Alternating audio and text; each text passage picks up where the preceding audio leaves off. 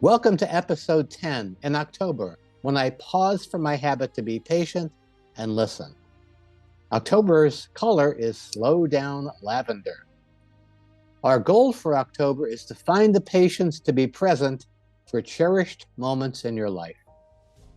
You can't stop to smell the roses, at least slow down to look at them. As the old Supreme song says, you can't hurry love, or for that matter, anything else worth having. In our hurry, scurry, worry world, we too often miss being present for the most important moments of our lives. Often we get so attached to outcome, not to mention income, that we rush into things without taking the time to scrutinize, consider, and listen, not just to other people, but to our own true calling. I've often said that life is like a bag of M&Ms, moments and memories.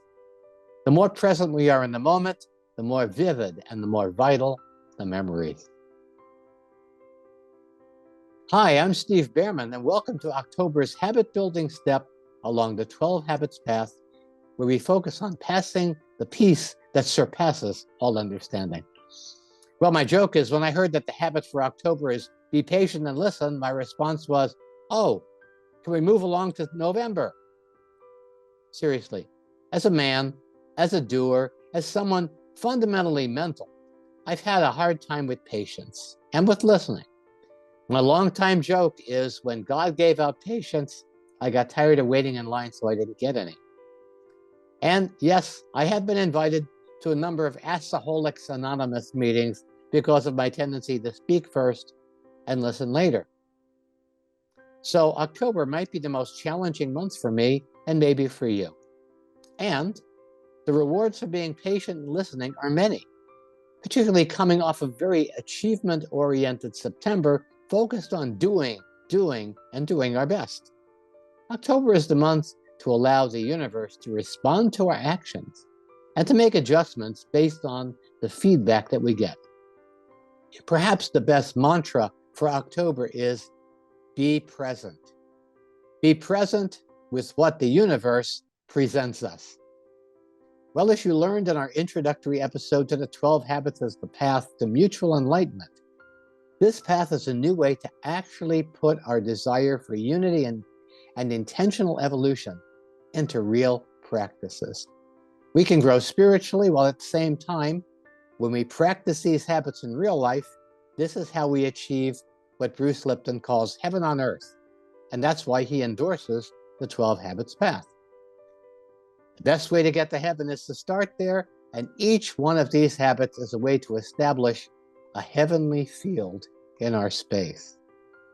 The 12 habits are the most enjoyable way the Swami and I have found to put evolution into practice, by doing it together, coherently, 1 month at a time. And now I'd like to introduce my cohort in this webinar, the creator of the 12 Habits Path to Intentional Evolution, Elaine Parke. Welcome, Elaine. Thank you, Steve. I've been patiently waiting to see you and to see our peer participants, and looking forward to the rest of this episode. Elaine, I see the color for be patient and listen is Slow-down Lavender. So I'm saying that slowly. Slow-down Lavender. Can you tell us about why October was chosen as the month to practice patience and listening? And tell us more about Slow-down Lavender. Well, as I've said many times before, there was a group of people representing all aspects of a community in southwestern Pennsylvania that actually decided what these 12 habits would be. And while there was a lot of controversy over many of them, everybody agreed that we needed a month to practice being patient and listening. So there was no doubt that there was going to be a month for that. So deciding which month, October seemed to be a good month because, again, nature is quieting. The summer months have gone by, schools have started, projects have started, the energy of September, which is do your best. There's the kids have started back to school. If any of you out there are teachers, you know that by October, you're certainly wanting the kids to kind of quiet down. and more patience and begin to pay attention to what it is you're trying to teach them. So it's kind of a good segue to getting into toward the end of the year holiday seasons. So we felt that as nature is quieting, this was a good month for us to quiet, and therefore a good month to stick in that habit, be patient and listen, that everybody in the group agreed absolutely had to be one of the things we focused on. And your comment, Steve, certainly makes that true. As far as the name of the color, as the color itself, again, from our color experts and the resonances of colors, lavender, purple and lavender are colors of peace. The herb lavender is a very calming smell, and consequently, and the color of lavender. So therefore, we called the month Slow-down Lavender. It kind of fit perfectly with the theme and the idea for the whole month to be patient. Also, again, in the fall, the dynamics in homes are changing, and probably of all the habits in the 12-month spectrum, being patient and listening are two of the very most important skills to have as a good parent. We'll talk more about that later as we go through, but I just wanted to make that point now as we get deeper into the meaning of patience and listening skills for the month of October. Years ago, one of the biggest examples we had of anger getting out of hand was called road rage. I kind of think if we painted all the insides of the cars around the country Slow-down Lavender, then maybe we'd have less road rage. Today, I'm afraid road rage is the least of the issues revolving anger and separation and violence that we're dealing with, but more of a reason why patient skills and listening to one another as peers and as equals is important for the month of October and all year round. This is a point I haven't made.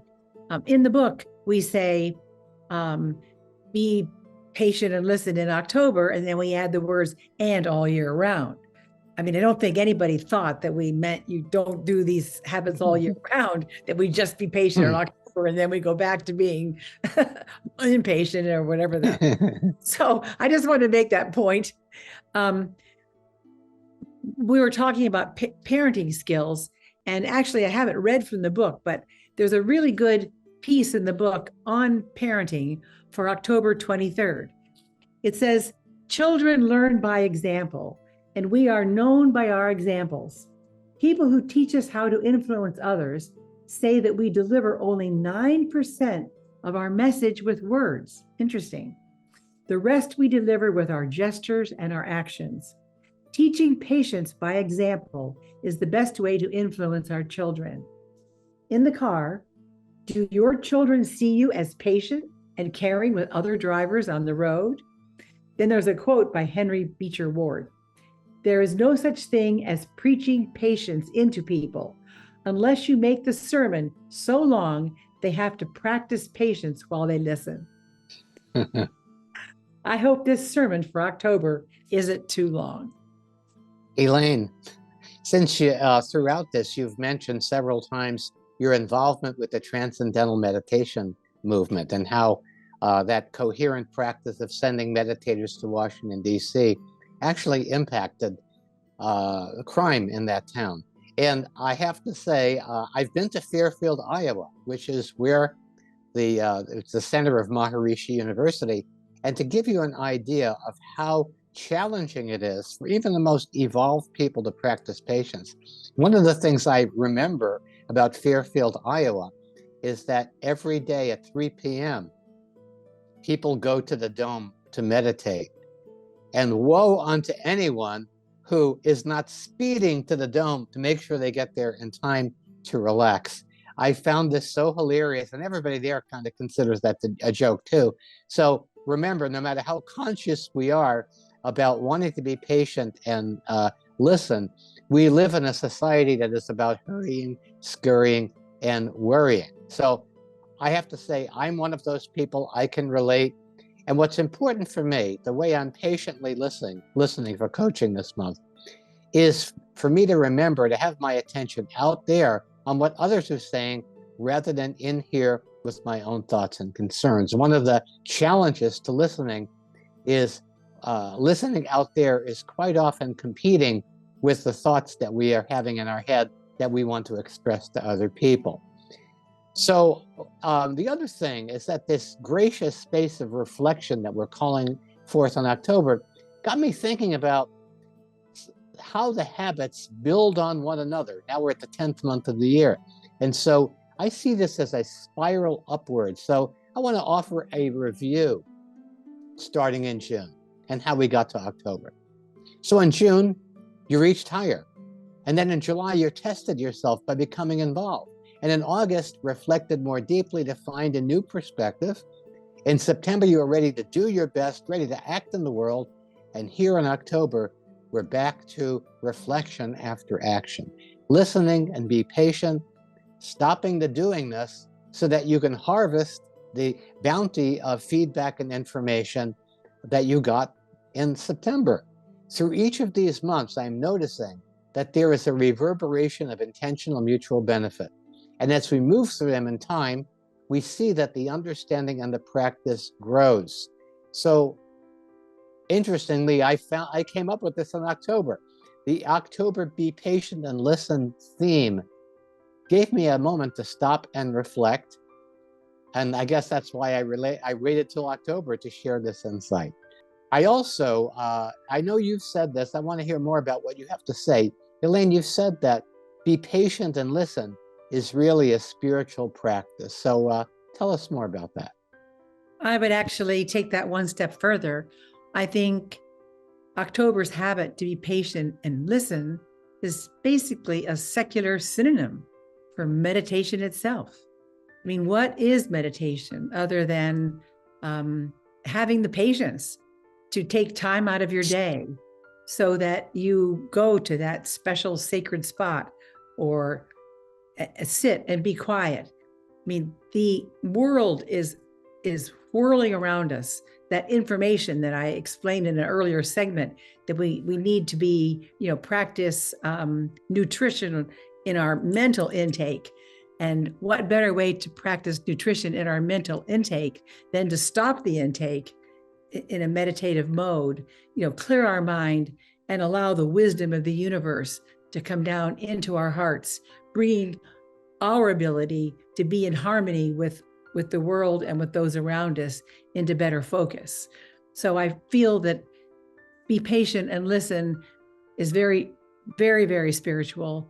Because clearly, once we've cleared our minds from the garbage that's perpetrating it through social media, the airwaves, the radio, the television, then there's room for the wisdom to come down. And that's where the listening goes. When we've cleared our mind of the messaging that's secularly present, then there's room for the wisdom of the universe to come down and help us be a harmonious part of the solutions and what's needed here on our planet. There's a sort of a simile for how I feel about meditation. In Mexico and Central America, water runs under for miles underground, and there are holes in this huge underground ocean, basically, that are called cenotes. So when we meditate, so you presume that the wisdom of the universe is flowing around us, underneath us, above us, all the time, and that when we meditate, we create our own cenote, sort of a hole, giving ourselves access to the wisdom that's always flowing around us and always bringing that harmony. Actually, my transcendental meditator teacher said that when you go into when you actually go into meditation, it's kind of like slipping on a banana peel. It just you slip into that quiet and that oneness when the universal wisdom can speak to you. Thank you, Elaine, for bringing up meditation as an obvious practice for the month of October, because it really does have to do with stopping and quieting yourself. And like the lake that the water runs under, the peaceful lake without a ripple. So if you begin the month having the intention and you follow through, by the end of the month, you're likely to have breakthrough results in meditation. You will have learned the habit of meditation.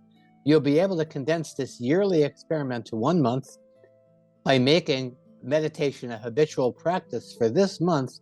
You'll be able to include it for every month, and will have installed meditation as a habitual practice. So very powerful coaching for October.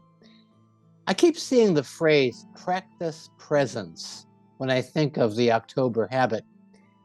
I think part of being present in present time, of course, is having our intention out in the world, which means listening to others. And yet meditation involves an inner listening to the voice within. It's been called the still small voice. And yep, my still small voice is still small. I have to listen very carefully to it, as I think we all do. I'm really curious, Elaine, as to how you have found the Be Patient and Listening coaching to help you be more effective in the world out there, and also how some of the people who've been practicing the 12 habits have had breakthroughs using this habit. As far as practicing patience is concerned, years ago, in my own life, I'm one of those, you may not notice it, but I'm sort of one of those get her done kind of people. And I used to be on, I've been on committees and groups and whatever. And, I'm always in there with the answer.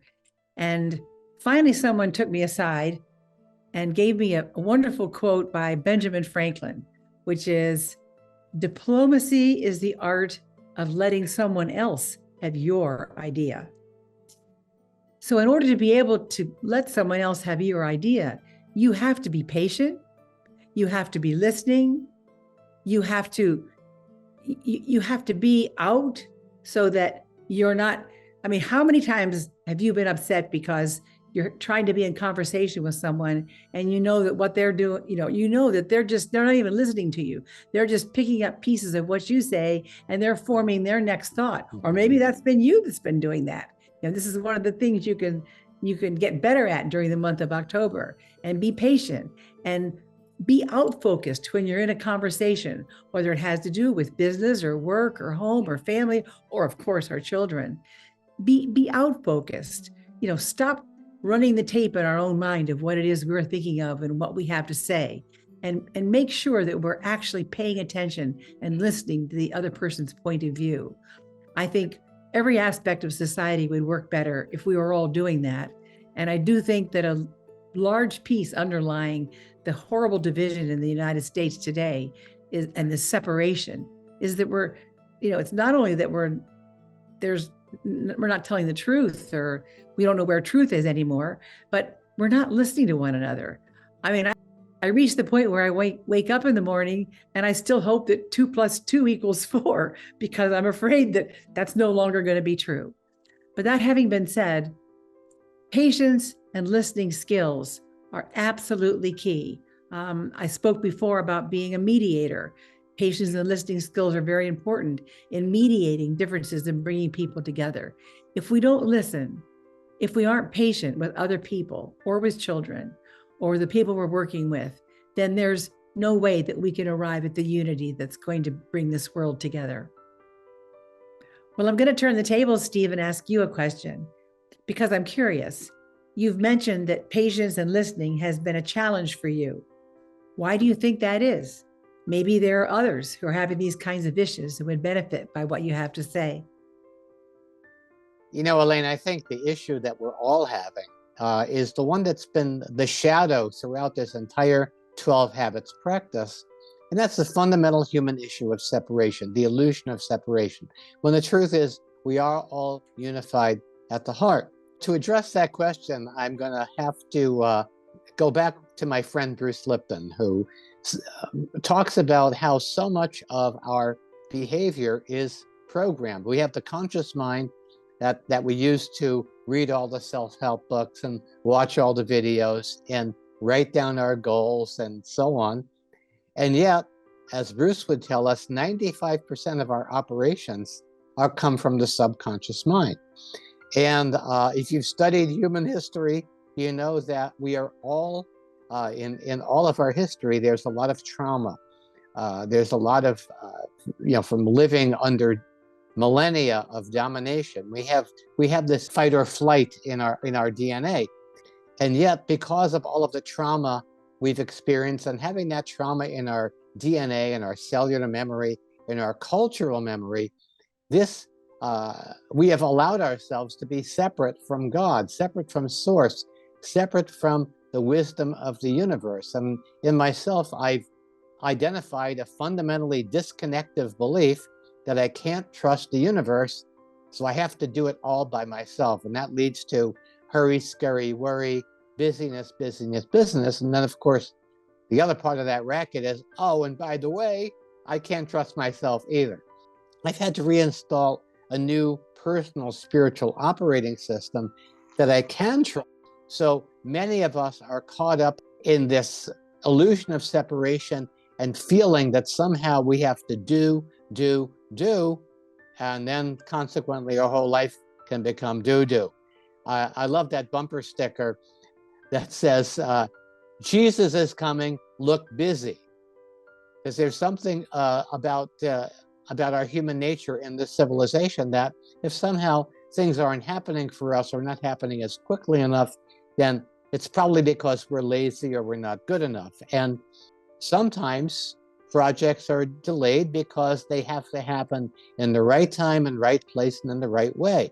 I met my wife, Trudy, 9 years before we actually got together, and the universe was thoughtful enough to keep us apart for all of that time, because the first time was a wrong time, and we likely would have ruined a good thing before we got started.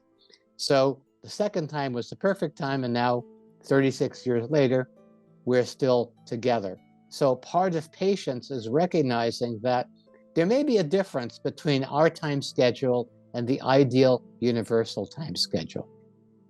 So, Elaine, do you have anything else to add on the habit of patient listening? Well, I've enjoyed what you've had to say about this in terms of the spiritual aspects. You talked about being caught up that we're caught up in this spiral of separation that's drawing us. Mm-hmm. Well, we're also caught up, I think, we're also caught up in our agendas. We have these agendas that are what it is we think we're supposed to be doing. I mean, our luminaries, we all have agendas, but you have to be patient enough to take a break in your agenda, to find that space so that some of the wisdom of the universe can drop in that space and perhaps give you guided direction. They say, don't be afraid of growing slowly, just be afraid of standing still. So I think the grace, the beauty, the meditation, those quiet moments, this is what really gives the richness to life. It's where the practical and the spiritual, kind of come together and make life rich and warm, because we're seeing beyond ourselves. We're out there. We're using the wisdom that comes up to us through meditation. We're letting our agendas not run us. We're running our agendas, and we're leading an authentic life because we take the patience not only to listen to one another, but to listen to the wisdom that's coming to us every single minute right now. Wow, so well said. Thank you so much, Elaine. So this month, the month of October, we invite you to be patient and listen to the inner voice, and to those out there in your community who may have valuable information, coaching, insight, and perspective. Remember, this is the pause that refreshes. Oh, and one more recommended activity for this month. Go to our website, join our Facebook group, and participate. Join the uprising. Share your stories of patient listening, and we promise to patiently listen to your stories. And also, find out how others are practicing this practice. And now the practice for the month. Remember that commercial about the pause that refreshes? Remember, stop, look, and listen? Well, if those two cues can give you pause, then good. Practice pausing. Pause to breathe. The Swami will tell you, breathing is the key to long life. When we breathe in, we inspire. When we don't, we expire. Very important to keep breathing. So practice pausing regularly during the day. When you feel that you're rushing off somewhere, stop just for a few moments, long enough to take a few deep, long, relaxing breaths. And then, like the old instructions for crossing the street when you were a kid, stop, look, and listen. And allow this pause to put you on nature's time, not your own.